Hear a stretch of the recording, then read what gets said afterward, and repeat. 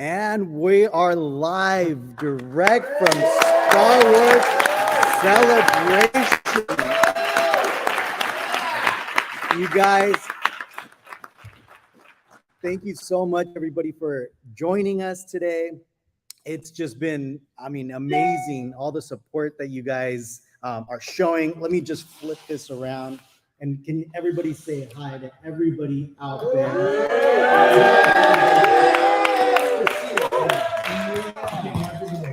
I know, right? The wave. Thank you again. I know, right? So, guys, I'm gonna start streaming here. Some images again. You in the audience, you won't be able to see it, but it's okay. We will describe everything for you. And he's got it called up. He can just show everyone. There you go. There you go. Start out with an introduction. All right, yeah, and we are going to start out with introductions. Give me a quick second. And I know. That's a screen inception here. I know. It's a screen inside of a screen inside of a screen. Come on in, guys. All right. So my name is Gabe Estrada, and I'm on social media as Star Wars Replicas, YouTube, TikTok. Apparently, I'm a TikTok sensation or something, whatever the kids call it these days. And obviously, right, you can find Instagram and all that.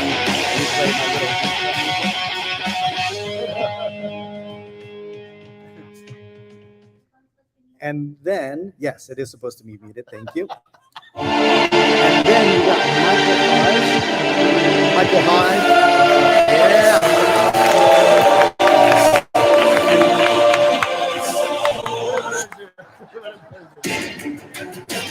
And Mr. Badass himself.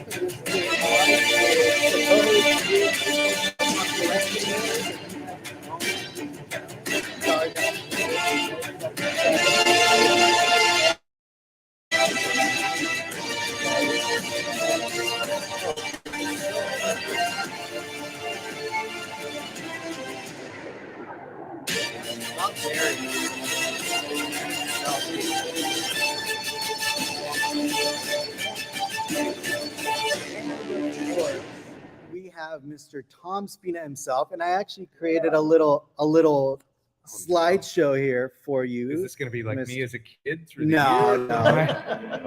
And it does have a cool little audio. But, just some pictures of you of a celebration. It's like the Tom Spina You remember it? Real something. Oh my gosh, thank I you. swear it needs like 2 dates on it. I know, right? So sad. No, wait, it gets a little more epic right now. Oh, hold on. Yes. It gets epic. Let's hear it.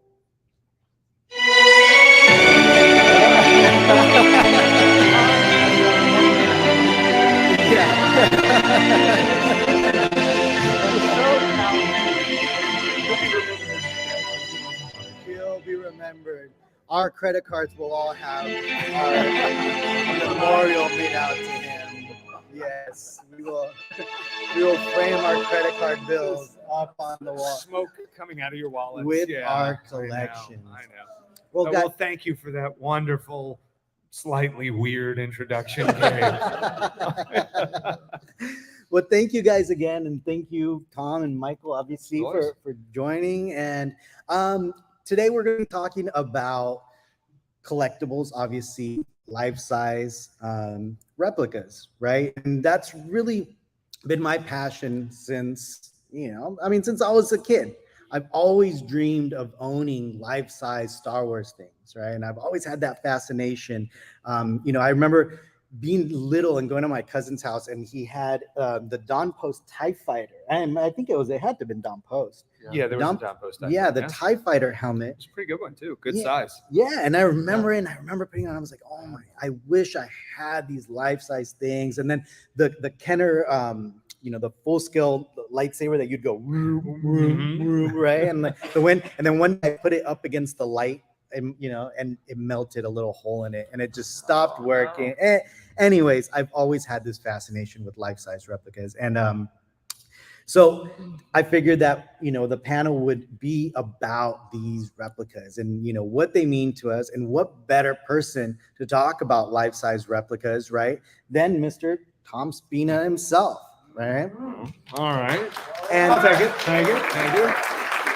And Tom, before we get on that, can you kind of give us a breakdown of kind of how you've gotten your hands on so many treasures and so many things from Star Wars that you bring to our home? Yeah, I don't know. Sometimes you feel like you're the pinball bouncing through life and just, lucky to hit the flippers, For me, it's funny. Don Post was like one of the early ones for me too, though. So we're talking 70s Don Post and the Cantina Band guy mask and the Chewbacca mask, which, I look at the Chewbacca in the case down at our display, and to me, as a kid, that's what the Don Post looked like. Like that was what I had in my hand, was that real thing. And so, Don Post was a big part of it. Kenner was a big part of it. And at some point you realize that the stuff you want just isn't there. And I was a maker. I was a kid, even, at 2 years old, I was making things. At 4 years old, I was fabricating stuff and stapling things together and stealing my dad's tools and getting in a lot of trouble. And that just kept happening. That grew. And, eventually, really, gosh, all through the 80s and 90s, I learned how to do makeup effects. I learned how to do sculpting and monsters and masks and things like that. But it was always with this idea of collecting. Like, I didn't make stuff because I wanted to sell it. I made it because I wanted to have it. Yeah. And now it's kind of the same thing. I sell it because then I still get to make it and have it. But it's almost a byproduct. It's like people ask us, like, how do we choose what we're going to make next? And it really is like me and Rob just going like, what would look cool on the shelf next to the holo chest? It's like, we got all those maquettes, we could scan them, and it's just that's how it all comes together. And it's just been a really fortunate, interesting life. Really, definitely the not the direct path. I like to joke, every once in a while, like one of my old schools will call up, like, oh, come to career day, talk to the kids. It's like, you realize I dropped out of college and joined the Muppets. Like, that's not, like, I don't think you can go into career day and like pitch that to the kids. Right. But there's something to be said for, like, if the job that you want isn't there, maybe there's a way to make it, because that's ultimately what I had to do. There wasn't a listing in the school thing for restoring original movie props or making prop replicas. It was, I just figured out where I wanted to be and busted my butt and got there. Yeah. And now we have to suffer for that. That's right. No. Well, and I am thankful account. for that. Yes. No. We love it. I mean, obviously, listen, most of the people suffer for their dreams, and you guys suffering for my dreams is fine. No. But yeah, thank you again, Tom. And we're going to go over, we definitely want to go over the process, right? Of, of how we'll go into it from the archives to our home. But where you go, but I want to talk to Michael really quick and introduce himself, and kind of, Michael, what made you fall in love with Star Wars? And because Michael's, his gallery, if you guys haven't seen it, you need to go. Obviously, there's episodes. Go to his channel, go see his stuff. But Michael, what got you into Star Wars and your passion for collecting? Well, first off, I want to just say, Gabe, it's an honor to be up here with you, my sidekick from Collection Wars, and most importantly, having all of the family, all of the family of the Collection Wars that take their Saturday evenings to watch. It's just a really big honor for me, and thank you guys. Star Wars has been a passion of mine, like so many of you guys, since I was 7 years old, and it hit me in a spot where in some difficult times it got me through, and it's just something I really enjoy. I've always enjoyed it, and I love sharing the collection with all of the fans out there and the friends, and I've had people, you don't have to sneak onto my ranch. You're welcome to come and visit anytime, and it's free of charge. But yeah, all kidding aside, I just love the passion of Star Wars, and the community. The fans are just super cool. Yeah, absolutely. They're badass.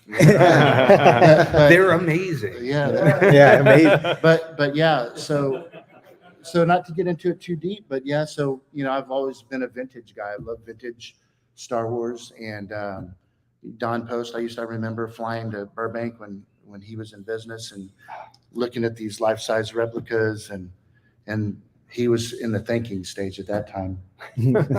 But I'll tell you what, you took off and went running, Tom, because I'll tell you, I remember the first time I met Tom here, and we started collaborating about the Chewy, and the collaboration process through the whole deal was really fun. Thank you. Yeah, man, and it's really cool to have that stuff. But yeah, you guys got to be careful not to go down the rabbit hole because especially if you're into life size, if you're into vintage, if you're into studio scale, there's just so many things out there. But I love Star Wars, and I can't believe this point in my life that I'm able to talk to fans and meet so many cool ass people like you guys, and it means quite a bit. Yeah. And then what we do, Gabe. Yeah.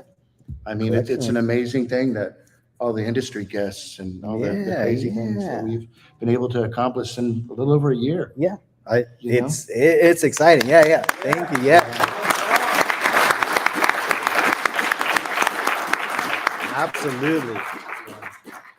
And again, it's a dream come true, I think, for all of us, right? And as Star Wars fans, as collectors, as just, again, look where we're at Star Wars Celebration, right? After 3 years shut down, a big Star Wars family here together, and we're talking about this cool stuff and just, enjoying ourselves. So I love it. Thank you. So I do want to talk about the process, Tom. So how do we get, things, and you guys can't see it here, but I'm showing a picture of the archives, right? Of George Lucas standing in them, that famous picture of George Lucas standing in the middle of the archives with all that stuff, right? It's that one picture where everybody shows it to their friends and goes like, okay, you can get in there and take one thing before George stops you. What are you doing? And it's everybody has had that conversation with their buddies. What would you take, Tom? Oh man. I got to relook at the picture. It's been a while. It would probably be the Jabba the Hutt maquette is front and center on that thing. It's the just right Jabba right there. That might be it, because you can almost fit it in your pocket, which is nice. But I don't know. Michael would get arrested before he even got there. Yeah. So, I want the 5-foot Falcon. I have almost everything else in that picture. I figured. Not the Yoda. As you guys know, I'm not a Yoda fan. Oh, man. Boo. Okay. You know what? The Tantive is a really great ship, too. That would be a tough one to turn. And the A New Hope Star Destroyer in the back, right?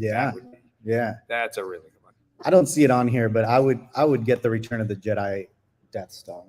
That's probably what I would. It's in the top of that picture. It's on the next cut one. off in this version. Oh no, that's the mat, right? That's a painting. No, that's it. That's the model. Because it's half, right? It's half, and it's on a black backdrop in the archives. It must have been from a previous display or something like that. Yeah. So Tom, you've visited the archives multiple times. Yeah. Kind of walk us through what that's like. Talk us through what it's like. Now, what am I not doing right? Right. So I just want to know. Step one. Don't get arrested trying to get it. And I know it seems basic, it's ridiculous. But that's your step one goal. We got super lucky. I met the folks who run the archives a little over a decade ago on a commercial shoot we were doing where we had recreated all the Cantina monsters, and they had brought in some of the prequel aliens to be in the background of my monsters, and I'm just like, you're putting screen use stuff behind my little team's alien. Okay, that makes no sense, but all right. And they were a little shorthanded. We helped them out a bunch during the shoot and helped them get people dressed and safe and in and out of things and not passing out. And we're finishing up, and one of them comes over and just says, "Oh, if you're ever going to be up in San Francisco, we'll have you out to the archives." I said, "I'm going to be there next week." I was not. But I was like, I think I said 2 weeks because I wanted to make sure I had just enough time to get a ticket. I was like, I'm going to be out there in like 2 weeks on a business thing. I can probably squeeze a day. And they're like, oh yeah, what time? They looked at a thing and they're like, oh, how's such and such date? And I'm like, great. Just went home, got a ticket immediately. Like, you don't pass up that. I didn't want to give them a minute to forget. I didn't want to have to, like, if I called them, they didn't pick up. I was like, no, this date, let's do it. And so set a date, went out there and got like a 7 or 8 hour tour. Nice. That was mind blowing. And I mean, I am not someone that gets jaded. You know what I mean? Like, I tend to be pretty excitable about all of this stuff. I tend to be, the same level of energy kind of at all times. I'm a little low energy right now because this show might kill me. But other than that, if I can survive this weekend, I will go back to normal energy. But I had seen, the Magic of Myth tour. I had seen the prop exhibit they did at the LA Star Wars Celebration. I saw the prop exhibit at the Indiana Celebration. I had seen massive private collections of screen use props because my day job is restoring original movie props. And I, know all these collectors that have insane collections of screen use Star Wars stuff. And I went into the archive, and I'd been to Sansweet's place. I hung out with Bob Burns, who's a dear, dear friend. And, all of these amazing collections. I went in thinking like, okay, I've dreamed about going to the archives forever. It's going to be cool, but I've seen all these exhibits. I've seen all this stuff in private hands. It's probably not going to like knock my socks off. I was so freaking wrong.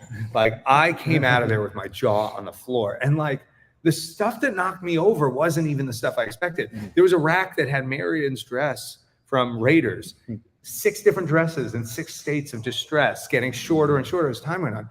I never even thought about that as like a thing. Like, oh yeah, no, they of course they had 6 dresses in different states, but to see it just out like that was so weird, and it's like an iconic thing to see, and I just wasn't expecting it. I didn't expect to respond to that. And then, to just go through rack after rack of original trilogy wardrobe, indie wardrobe, to see Howard the Duck in there, and all these props from all these things that I've seen in books and whatever, and now they're in front of you. It's like, it's hard to put to words. I mean, I definitely recommend going and not getting arrested if you can do it. Of course. Sorry. So Tom, with your, obviously, you've held a lot of these things. You've gotten to go, obviously, also through Tom Spina Designs, and then more recently with Regal Robot, right? You guys have the license to create these masterpieces that is essentially replicas. Well, not only just replicas, but for our sakes, replicas of the stuff that's in the archives where you're able to replicate these. Can you kind of walk us through just the basic process, right? For people to understand how, from concept, like let's say, the Chewy or the CZ3 or, some. I mean, it's every one of them is different. When you talk about process on any kind of license piece, you got to talk about just the licensing side of it. And, the amount of lifting that goes into just getting any new concept off the ground is something I think, it's not something that people are going to encounter in their everyday life. And just all of the stuff on that business side. And I'm lucky that, I give enough of a care, I'll say, about this stuff that, none of that ever slows me down. It definitely is, a ton of work and way more than I think anybody ever expects. And I was lucky to know a whole bunch of people in licensing prior to this. And, we came to it through doing this creature work for Lucasfilm. We had done like the Chewy tour suits for them at one point. We had done all these commercials, and we were restoring for the archives and all of this stuff. And, in all that work, I started to meet other licensees. I started to hear all their stories, some of them horror stories. And, I thought it's a little like the archives. I thought I had a handle on what licensing would bring with it in terms of the weight of it. Right. And it was another instance of like, oh, I was wrong. There's a lot. But, so you get through that part of it. Mm-hmm. And now, at its core, you have a thing in front of you that if it's a replica, it's just about how do you get from, there to, many of them. Right. Right. And sometimes that's easier said than done. We are not, we don't have things going overseas. We don't use factories. It's all, small shops, internal. Our in-house shop is about 16 people now. It's you're very hands-on. A lot of the same people that are restoring the stuff for the archives are making the stuff that we're doing for our collection and things like that. And it starts with the concept. Then it's, do we have any sort of access? Now let me just kind of follow up question there. Yeah. As far as concept, now obviously you're a fan, Rob. You know that. Now you guys also work with fans, though. Sure. If someone were to say, "Hey, we have an idea. Mm-hmm. We would like to do this," and that's definitely possible. We've done it a few times where someone's come to us and said, "We'd really love to see this." And sometimes that's the impetus to do a single piece, a one-off. Sometimes it's kind of the kick in the butt we need to get past maybe those first hurdles of approvals to say, "Hey, CZ3, it's an offbeat character. I've always wanted to do it as a run." And they're like, "Nobody's going to want CZ3." And I can go and say, like, "I've actually got a guy who's already willing to pay for this as a custom piece. Can't we just make a run out of it? And then he won't have to pay, $30,000 to make one thing. He can pay whatever, because you're not covering all that development cost." And so it's been super helpful just in that regard. And the funny thing is, I kind of came into this thinking we'd do a ton of one-off custom stuff. And we've done that, certainly with the furniture. We've done a lot of really cool, interesting desks and things like that. And we've done some real obscure stuff, but there's almost nothing too obscure for Star Wars fans. It's like, there's no monster from Jabba's palace that everyone's just going to go like, "Oh no, Hermione, nuh-uh." It's like, everybody loves everybody. There's no cantina monster you could do that no one wanted. There's no droid you could do that you couldn't sell, especially at our runs. We're not doing 10,000 pieces or 1,000 pieces. No. Well, maybe there's one. You know what? I'm going to say you could do a run of 150, 200 Jar Jars, and you would do it in a heartbeat. People would buy it. It's that kind of, there we go. That's one down, two down. Yeah. I got two down. I got three. I got three down. I got four. I got 4 down. It looks like we got a Jar Jar run coming, there guys. Thank you. Thank you for setting that up. Thank you. David, The heckler. Whatever, the heckler out there. Thank you. You get the artist proof. You get So you work with, sometimes we're bringing in someone and we'll do something. But it really lately has become, if someone wants something custom, unless it's a really, really narrow thing or a huge thing that could, that has to be too expensive. And we're talking with someone right now who wants a life-size Jabba the Hutt with the dais and everything. You're not doing a run of that. Yeah. But this is the sort of stuff where we now kind of take that as, well, let's try and fit it in our schedule and let's see if we can make runs out of these things. So after you get the initial idea, you get the concept, you say, okay, let's figure it out. Check. We got the initial Lucasfilm, approval for the character, the concept, right? Then what's next? After the concept, you go into development, research? Usually by the time we have a concept, we already have a sense of what research we've got. Sometimes we know what photos we have. Maybe it's something in a private collection that we've taken photos of or we've gotten to see or scan or whatever. Sometimes it's something in the archives. Sometimes it's something that doesn't exist anymore, but we go through the Lucasfilm image archives to find what they have on it. Or we reach out to friends who I have that are completely obsessive about saving every single Star Wars image they've ever seen in their lives. And it's just like, what do you have on the Corbel with the Rancor that's in the background in the sail barge? Right. And I actually did put that call out. Oh, geez. And it's funny, everybody came back with nothing. And I was going through the panel. There's one good Polaroid of that thing. I was going through the panel I have tomorrow, 2:00, Twin Suns Room, Return of the Jedi. Join us. And it was, it's in the background of this cutscene where Yak Face and Reese have a fight and accidentally knock out C-3PO. And I'm like, holy crap, it's like right there. I put this panel together weeks ago and I didn't even freaking notice this. So it's, you figure out what, it's a cold word, but like, what are your assets? What do we have to work with? And from there, it's, how's the best way to recreate this? Is it something that we can mold? Is it something we can 3D scan? Is one of our assets an old mold, like when we did the Gamorrean maquette or the Tauntaun maquette? Is it something we want to physically sculpt or digitally free sculpt based on photogrammetry or pictures? Do we have digital files like we did? So he's got the hollow chess up in a case where Phil Tippett's guys had already scanned a lot of the old figures and done a lot of cleanup and stuff like that. And then it's, that at least starts your path of how are we going to, what can we capture to make this thing? And then it's what needs to be done to it. How do we output it? How do we reproduce it?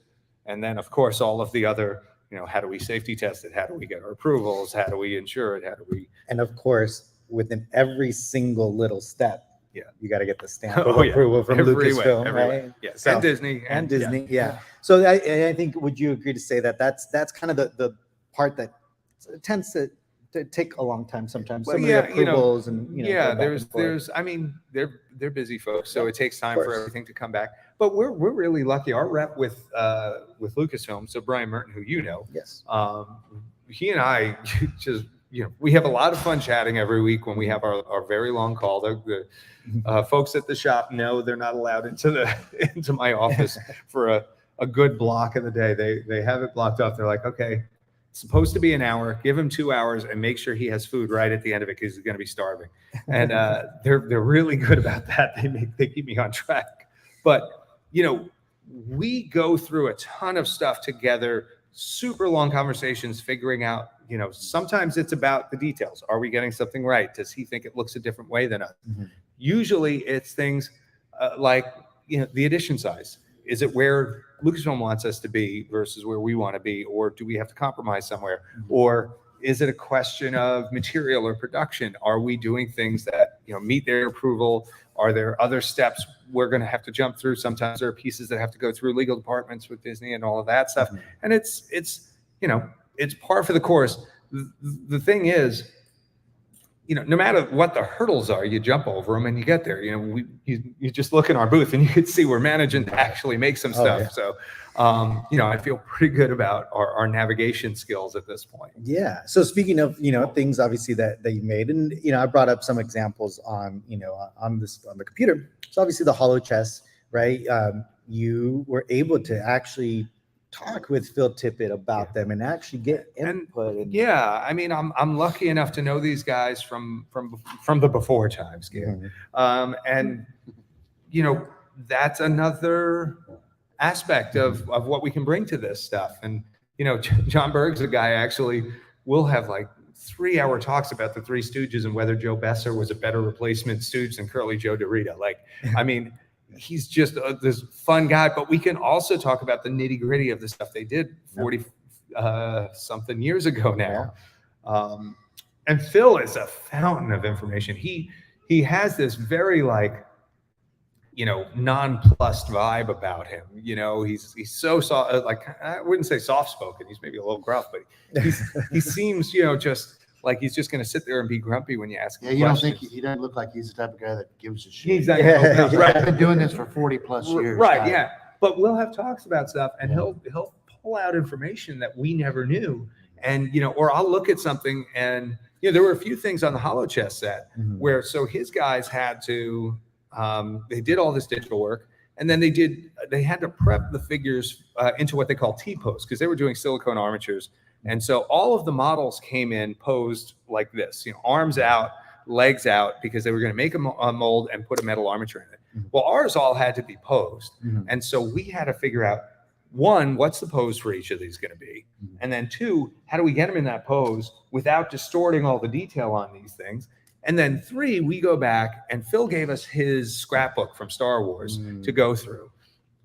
And in there was just a ton of photos that no one has ever seen before.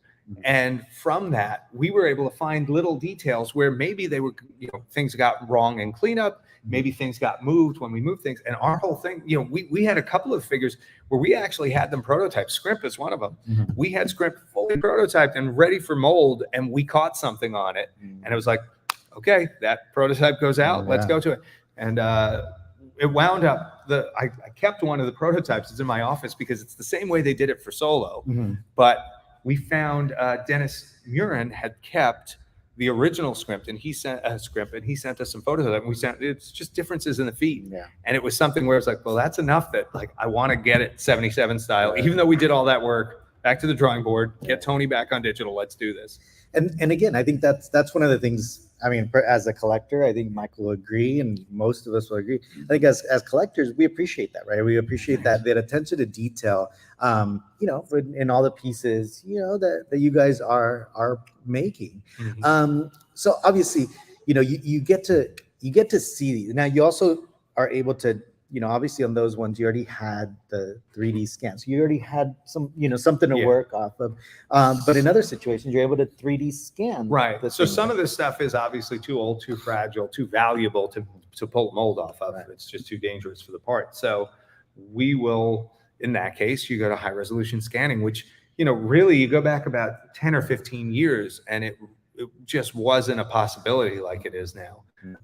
And lately we've been able to incorporate a lot of that into what we're doing. You guys can't see this, but he took a really nice picture of our Rancor. And it's funny, in the preview shot, I thought that was a shot from the movie In the Cave. So nice lighting, I'll give you that. Thank you. But so yeah, things like the Rancor, things like CZ3, things like all the new archive collection stuff that's down in our booth, all the maquettes, he's got the pictures up. Yeah, it's a great way for us to give folks a chance to have that stuff. No one's ever going to buy at auction the Bib Fortuna maquette. Like I'm a screen use prop collector for 25 plus years now. Luckily I got into it before things got crazy expensive because I couldn't join that hobby right now. But there's different categories of stuff when you're talking about screen use stuff. And there's a whole category we talk about that's called, it's locked down. It's like, where's that piece? Oh, that's in lockdown. And it's a piece that's in the archives. It's a piece that's maybe in a collection that we call like black hole collections, where something goes in, you never see it again. Maybe it got bought by a museum, so it's never going to get back on the market. No one's ever going to be able to own those real maquettes. So, what we're doing here is, like, to me, I'm doing it because I would love to own the real ones. So it's like, okay, well, this is next best thing. Yeah. And you guys can't see it, but I'm going to show it really quick. But yeah, there's this famous shot from Star Wars to Jedi, if anyone remembers that video, where there's a pan that goes across a table with all those maquettes. And you kind of see, and then you'll see the Jabba the Hutt original, right, where he's sitting there and he has like the Fu Manchu style, and you see all those, and those are the maquettes that we're talking about. That table that we grew up seeing, and that picture of Phil holding holding Max Rebo, and he's hitting him with the scissors. What's funny? So we call them table shots, because whenever we do, if you do something where you're doing like a whole bunch of creatures or something, or like even when we did the Chewbacca bust, the first run, the 50-piece run, we're like, we got to do the table shot. We got to get all of these together and stand with them. And the most famous one to me is Rick Baker's team behind all the Cantina aliens. And Rick's got the Duro's hand on his head, and Phil's in there, and John Berg and Lane Liska. And so we had done a Super Bowl commercial once with all these aliens, and like, we're getting ready to put the stuff in the crate. And it's like, we got to put a table in the lobby. Come on, let's do it. And so we put the table in, somebody put a hand on his head, and we had to take that picture. It's like that, it's almost like a checklist. Like, I looked at that and I'm like, okay, we got to sculpt the Duros. All right. We already did the band guy. We already did this one. We need to do the little Don Rickles guy. And we would just knock them out one at a time, because I feel like that would be an amazing display, like to set up a table somewhere and just do replicas of all of those masks from that shot, and then do replicas of Rick Baker and Lane Liska and Doug Beswick and all those. But like, how cool would it be to do that table though? And like in the state they're in, because some of them are like, in the works. Yeah. All right, I just had an idea. Now I know what my basement's going to look like. Someday. There you go. And it sounds like that's what our basements are going to look like. But speaking of basements, so one of the things, obviously in Collection Wars, and let me see, in Collection Wars, it's Gabe's amazing room. No. Hold on. Let me get the screen up here for our online viewers. One of the things, right, in Collection Wars is showing these amazing collections, right? And again, your company happens to be one of the companies that we are buying from to fill our collections. It's neat seeing folks post things and being able to go like, oh, we did that. Oh, that's ours. Or, or like sometimes I'll see something, I'm like, oh man, that's cool. Who did that? And it's like, oh right, that's us. You know, Yeah. it's like So I'm showing here. Obviously, there's, this is my collection room, and if anybody's seen it, and again, a big applause to my wife Annie for allowing me.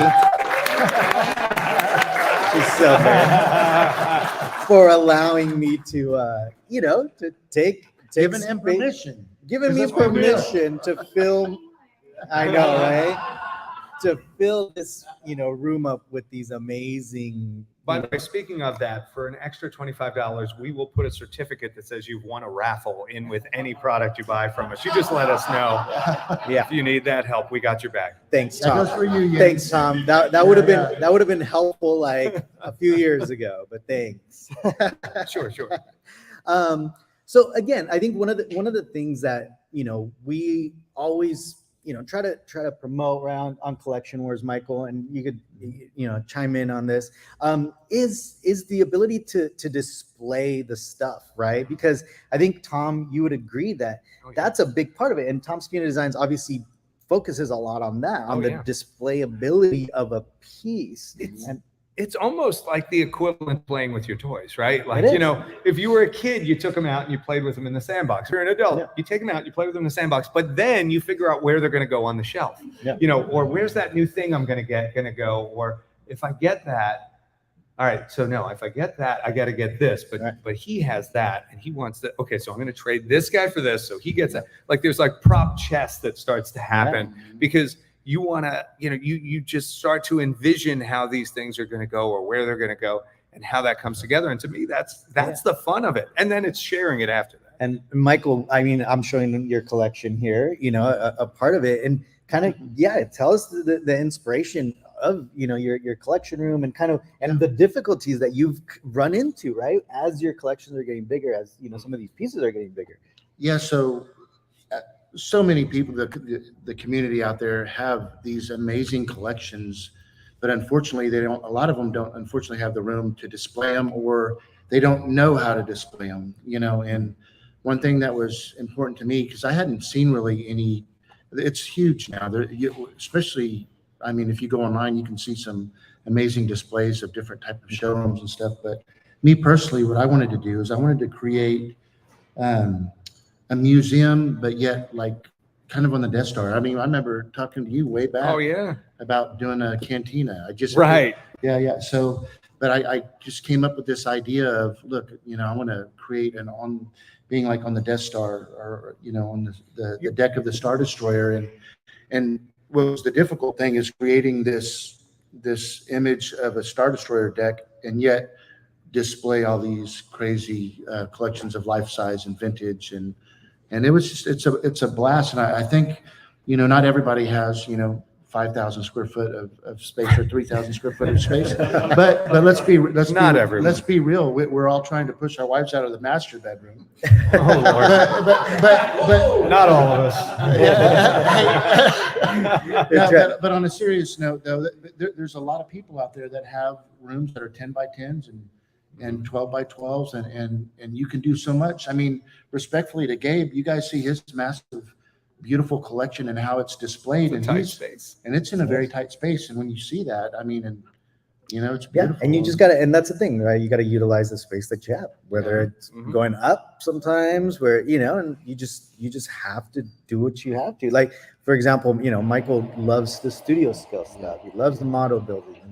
Getting these amazing models, but they're huge pieces. And if you wanted to display them in cases, I mean, the square footage that it would just take just for there comes a point where you do have to start to group things. Sure. I've seen people where they're, really kind of big screen use prop collectors run into this. Certain pieces really, really need their own case. They're just that important. They need their own display. And then other things you have to start to figure out, what can you pair together? What can you put into a case, but still keep enough air around it, because that's important on something. Yeah. The amount of air around something tells you how important that thing is when it comes to a display. And that's what I that was the key thing for my collection. If anybody's seen my collection, there's these little stickers that you could actually look at it. I try to frame every piece to give it its own respect and what I value in it. So every helmet is just, there's nothing else except the helmet with one light and just kind of dim down. And again, I wanted to also go for that museum style display. And here right now I'm showing our buddy Lee's house, and he got to, Lee, and it's his birthday, by the way. Happy birthday, Lee! Happy birthday, boy. And Lee actually was lucky enough to, he bought a house that, he was remodeling from scratch, and he already planned the display ahead of time. So not everyone's as lucky. A lot of people jump into a place and it's already there and you just kind of decorate around it. Lee, I guess you're not like, but Lee again I got fortunate enough to be able to do it from scratch. And I mean, his displays, I mean, Lee just has this eye for it. And, we in the community, a lot of us go to him for ideas and, hey, what do you think would look good on this? But he doesn't always know. Yeah, he hides his secrets. He's gonna cry. Yeah. And look at this picture. And he, look at that. I like that. And this is the first time anyone's ever seen, by the way, his room. It's gorgeous. So yeah, there's a giant mural of Princess Leia on the wall. There's a life-size R2, our Salacious Crumb in '94 plaque, our Mythosaurus skull, and me on the television. Yes, a life-size. And I'm literally like, I don't know how we found that still, but it's perfect.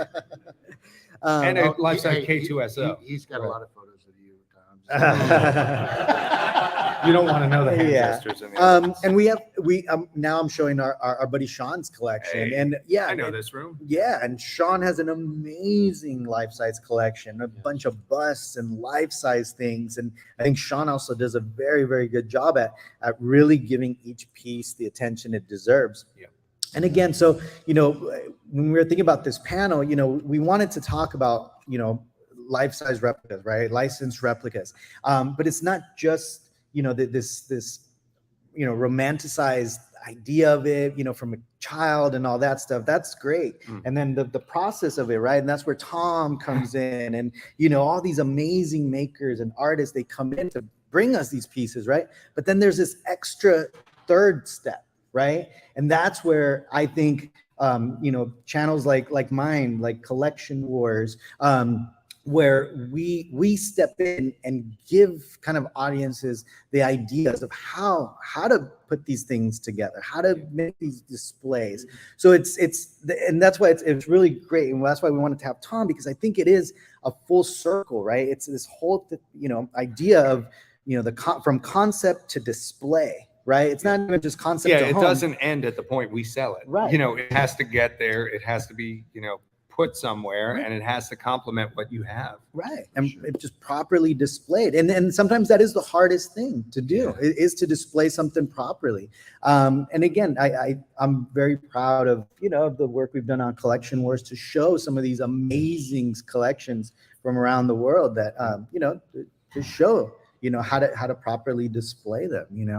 I'm showing our friend Joseph's a little bit of Joseph's collection, because Joseph's has a massive pop culture replica collection. If you guys have seen, I'm sorry to cut you off. If you guys have seen the end of Indiana Jones Raiders of the Lost Ark, when they're pushing the crate down that's what his display room looks like for the last year and a half. Yeah. And again, these are just a couple little pictures that we grab, but I mean, just looking out in the audience, right? I mean, David's setup is amazing. Juan's collection is amazing setup. Joel has actually pretty awesome, just all the 6-scale stuff just set up, right? Sean, all you guys that I can see, I'm mad. I mean, you guys all embody what Collection Wars and Star Wars replicas really all about, right? And it is about sharing with the community your love, right? And your passion for Star Wars, and what you take out of it. And I love the fact that you guys love to share it. You know, it deserves and enable. Yes, it does deserve to be shared. So again, look, thank you, Tom, for My joining pleasure. us. Michael, my partner in crime up here. That's right, You know, man. thank you. We got about 15 minutes left, so we wanted to save some time for some Q&A. And then at the end of this, I would love for you guys all to stick around. We want to take a picture here. All our, Collection Wars and Star Wars Robot and everyone that's here supporting. Love to take a picture with everybody. Yes.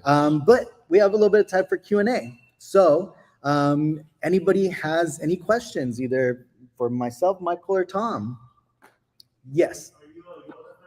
Oh, you already know the answer to that. There you go. I appreciate the character.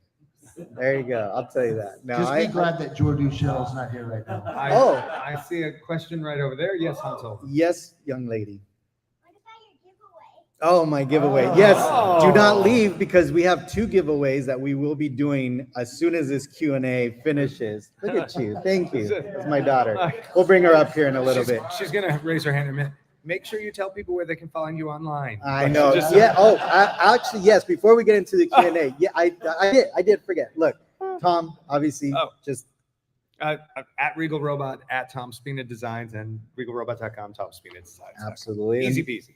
And Michael, where can people find you? Star.Killer77. Yep. Yeah. And at Star Wars Replicas on all social medias, and obviously Collection Wars, right? Same. Oh, And yes, on TikTok. yes, and on TikTok, Especially on TikTok. especially on Over TikTok. here, we got a question. Everyone's got that grail, or like something they regret not picking up. Hmm. So what is it for you guys? So the question is this: everyone's got a grail. Mm-hmm. What do we not regret not picking up? So, okay, to me, those are 2 different questions, but I like both. Grail might be the original Muff Tack costume. It's with my dear friend Bob Burns. It's, kind of in a black hole collection, so to speak, and it's in good hands, and we restored it for him years ago, but holy crap, that thing's cool.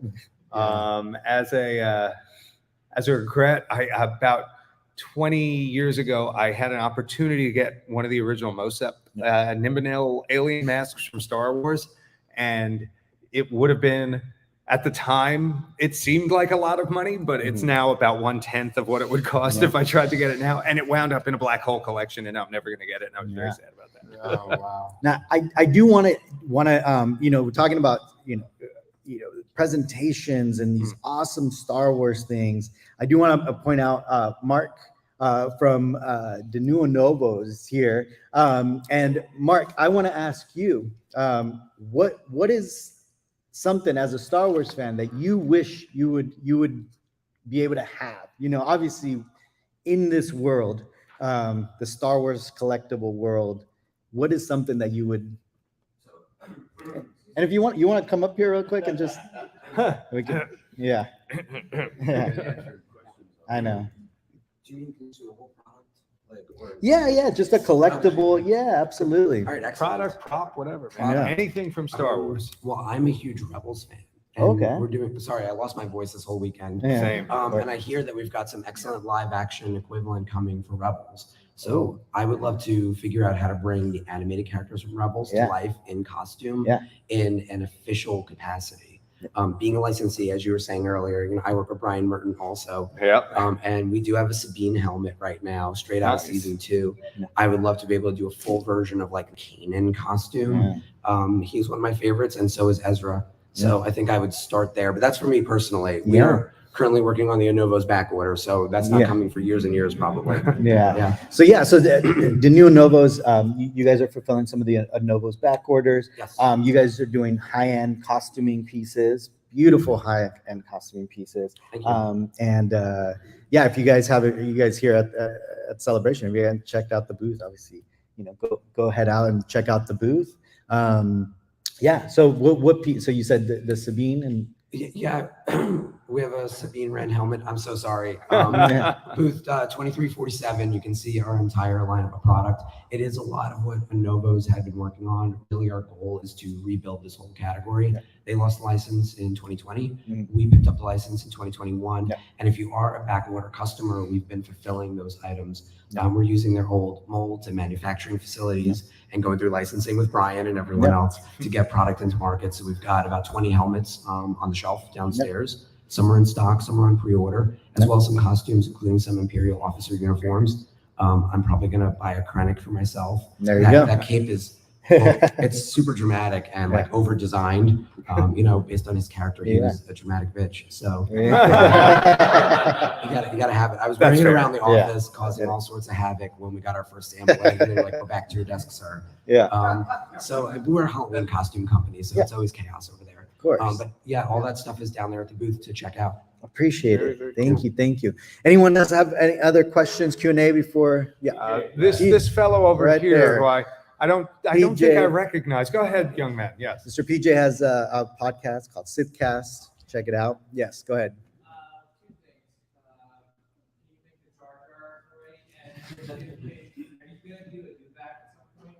Oh my Oh, gosh. so the question Okay. is, the question is, when is this Jar Jar thing actually going to happen? Thanks a lot, David. So yeah, again, thanks to David, we are, I believe we've got to get that on the schedule as soon as possible. Although the new Nova, that might be a maybe, long, maybe year. they could do that. Yeah, that's a great Yeah, idea, you Gabe. know, Thanks. A Jar Jar costume. Anybody who knows me, I told this story a lot to shut me up if you've heard it before, but I saw the program for Star Wars before seeing the movie even, and there's the picture of the dewback with the stormtrooper on it with the big lance, and it was, to me as a kid, a guy in skeleton armor on a dinosaur, and I was like, this is going to be the greatest movie of all time. And they didn't really pay off on that, and I'm still kind of mad. But I love that first movie dewback especially, and like the original prop version, the skinny head, the rhino body. So we have a scan of the actual head, like out of the mold that from Fred Pearl's mold of what he did. We made one 3/4 scale when we made the couch.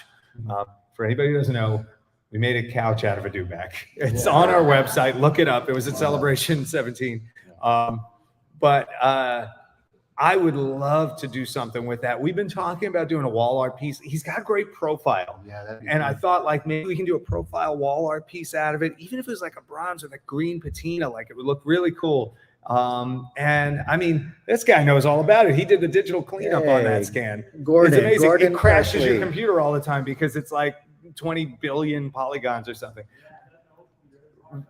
Oh my God. Yeah. But we made a magnet out of it. We got it down at the booth 2518 if you want to come see that. And then tell us, like, how do you do? How do you do back? We need a bumper sticker. I know, right? But yeah, tell us how you want to see it. We'll see. Yeah. And Mark, yes or no on that? On the Jar Jar. I mean, PJ wants a Jar Jar.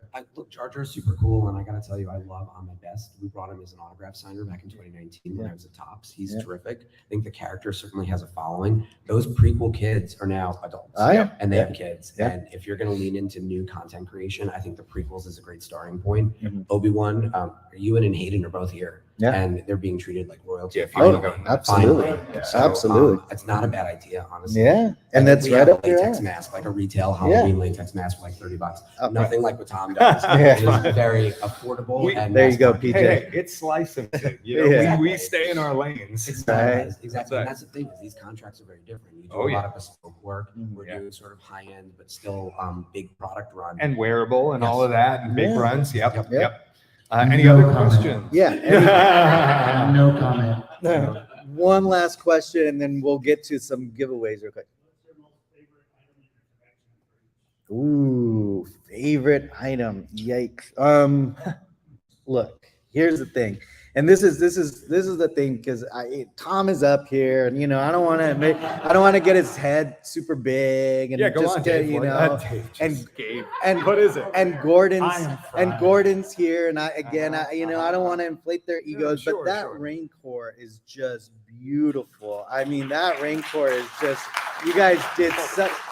And Gordon, I mean, can you at least come up here and just please just give a bow. Gordon Carpley, just come back here so the camera can get you. And Your line is right either there. way, there's one there. There's one there. So That's the appropriate Gordon reaction. thank you. Hello. Yes. Oh gosh. And thank you again for amazing work that you guys did on Thank you. that Yeah. rain core. And No, yeah, that was a hell of a project. And anybody who has a Rancor and really likes it, and in particular, if you like the paint, Maria Danner, our booth, was like one of the key painters on that, along with everybody else in our New York shop. But she's one of the only ones that we were able to bring with us, because the rest of them are home painting salacious crumbs. But tell her thanks. Tell her you like what she does, and I think she'd really appreciate that if you do it. Tom, or let's go, Michael. Let's go, Michael. Go. Well, I would have to say, I'm not kissing anybody's ass up here, but I will say that Denise absolutely loves Chewy. That's her favorite, and it's a beautiful piece. But mine is my 8-foot Studio Skill Star Destroyer. That's pretty badass. Yeah, man. I believe badass is the term. Badass is the term around here. I'm inclined to pick. I've got a couple of screen used Cantina masks, but I have a hammerhead, which Gordon knows real well. He's worn it on a few commercials. That I love it. The head was sculpted by my friend Rich Riley and given to me as a gift, and then we turn that into. It's mounted on like a hockey helmet with weights in the back, and it weighs like a ton. You got to have the world's strongest neck to wear it. And then we fabricated a costume, and Pat, who's like one of the brilliant guys at our shop, fabricated the arms and stuff. And it's a really cool costume, and it's in my basement in this little alcove sitting at a table from one of the commercials. And it's just, I look at that and that thing just makes me smile every time. Can I tell you a quick story about that? Yeah, go for it. So I did a commercial on that thing, and I love that character. It's my favorite Cantina character, so I was very excited. But the hands are stitched to the shirt. Yeah. And the whole day, I couldn't have any snacks. Because I couldn't take anything. And the second they would start taking people out of costume, and people were getting all these people walking around with snacks, and they're like, they would push back on set really quick. And so in cases like, no, we're not taking you out of the thing. So my hands are like this the whole day. I'm like, can you put a lemon head in my mouth or something? I was picturing poor like a hammerhead, like, ooh, please. That's awesome. So guys, we got about 4 minutes left. Okay. Gordon, really quick, what's your favorite thing in your collection? Oh my God. Favorite thing in my collection? I don't even know where to start. It probably changes every day. Right? I have a lot of things that I like equally. I have the outer canister from, and it's hard to find, and I finally got one, and it's from like the Cantina, the weird larger canister, and not the smaller like regular canister, and nobody has it. So this is like super into the weeds nerdy stuff. Yeah, this is like the second alternate version of the set declaration from the Cantina. It's like a 1940 But jet that's the way engine we are. part. And there's a whole bunch of these pieces that are very popular that are relatively easy to find. But that one in particular, I looked for like 8 or 9 years, and finally got one. Oh man, So that's a thing. that's pretty great. All right, and Whoa. Mark, what's the favorite thing in your collection? So I don't have any prop replicas in my personal collection, but I do plan on getting myself our newest helmet, the 501st Trooper. We finally figured out how to get a clone trooper in one piece. There you go. It's got the 501st marking, so that's cool. Nice. But Star Wars collectible wise, I have a poster with most of the cast of Rebels signed it, including Dave Filoni. That's so that awesome. one's prominently displayed in my house. Who I call the other maker. Awesome. He's my guy. So in Dave we trust. Yeah. So guys, we're gonna do 2 quick giveaways. I'm gonna give Tom the honor of asking one obscure question, something that only a true Star Wars fan would know, and whoever gets it, we'll first do this Kotobukiya record. No, I did not. Figure. You can answer it, and then let's. I'll ask Michael. We're gonna ask a vintage question, and we're gonna do one of these Star Wars Celebration force training rocks. I'm gonna give you some rocks. All right. So wait, my question gives away what? The big giant, the giant awesome one. Kotobukiya. Yes. Okay. So it's got to be a good question. Yes. All right. What? Oh, no, I think I got something. There's barely seen in the movie and only recently discovered a sign over the door in the cantina, and it sort of resembles 4 letters in our alphabet. What are they? Ooh. Wow, maybe I made it too hard. I knew you were gonna ask that. Right? I don't know. It's the only. That is kind of hard. All right. That is. Let's. Anybody? No. All right. Who? A, B, C, D, E, F, G, H, No, right, no, get out of here. Wrong. No, okay. All right. Wait. No. But all right. All right, So I next have one. I have another question. The answer is SPGA. It looks like spaga. That's what we always just joke. I don't know why. Tom, It's that a was really very difficult. No, but it's a really cool thing we're just giving away. I can't All just right, make it easy. all right. All right, Make no, it I got easier. a better one. All right, in the making of special from Star Wars to Jedi, who says hello in TV land? Ooh, That was the yeah. first hand right there in the hat. You got it. So they just go and for a bonus. So this is yours, but for bonus, do you know who did the voice? Who voiced that specific voice for that? No. You're thinking of the other special. Oh, I am. Yeah, because that's in classic actually- Creatures Return of the Jedi. That's Kirk Thatcher. This is actually Tim Rose. So it's Tim Steven? Rose. Tim Rose spoke for him. Okay, Steven, step up. Come and get Come on, your prize, Steven. buddy. Good job, man. Congrats. Here, I'll get you up. Let's get you up on the stage. We'll walk you back. Thank you, man. Yeah. Yeah. You want to walk that way so you could show up on the film? There you go. Hey, can we get a Mickey Mouse? Oh no, the Oh, Mickey yeah. Mouse guys. No. I'll take one. Come on. I- boy. oh boy. Thank you. All right, and then Michael, a Yes. quick, just something basic. I know. Okay, so We're giving away these little rocks. because this is a vintage question, do we have a lot of vintage collectors in here? Because Just ask. I got to make sure that I got to make sure these questions aren't like Tom. Medium So- hard questions. Go. Okay, so how many, not in the duplicates, but how many original action figures were released in the normal line? Yes, Ooh. sir. Boom. There you go. What was it? Wait, 98. 98. Yeah, Here you go. yeah. You are a Jedi. Here you go. See, but You're and if you want to go around, so you Yeah. can show up. So hard. The Rebo Band. Yeah. Yeah. But look, I wasn't specific. There you go. Three-legged R2. Yeah, the the Rebo Rebo Band. But those are Is- the standard. Is You the did a good Wampa job. I'm figures proud of you. Rancor figure? They're beasts.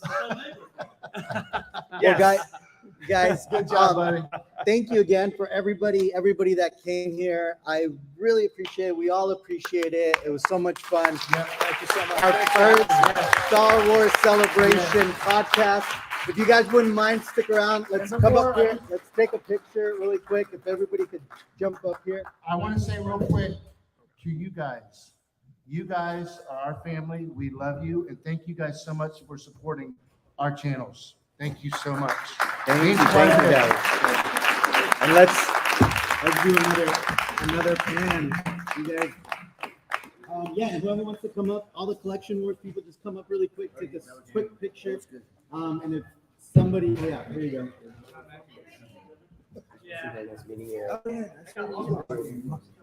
It's your birthday. Who's gonna be in that?